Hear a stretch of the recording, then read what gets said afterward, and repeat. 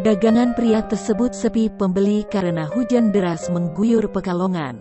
Padahal, dirinya sudah menyiapkan dagangannya sejak malam hingga pagi.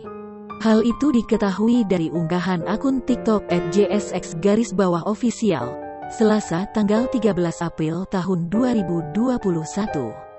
Pria bernama Saiful Jihad itu telah berjualan batagor sejak 2018 silam.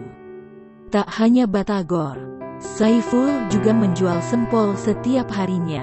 Ia mengatakan, peristiwa tersebut terjadi pada Selasa tanggal 13 April tahun 2021 lalu.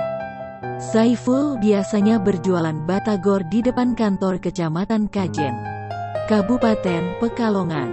Dirinya membenarkan, sudah menyiapkan bahan-bahan membuat batagor sejak malam hari. Pria itu tak menyangka akan hujan deras saat dirinya berjualan. Dagangannya pun sepi karena tak banyak orang yang membeli. Ia mengaku kecewa dan sedih atas nasibnya yang sedang tak beruntung saat itu. Kecewa dan sedih banget. Soalnya persiapannya sudah dari semalam dan harus bangun pagi, malah hujan dan dagangannya sepi, jelasnya.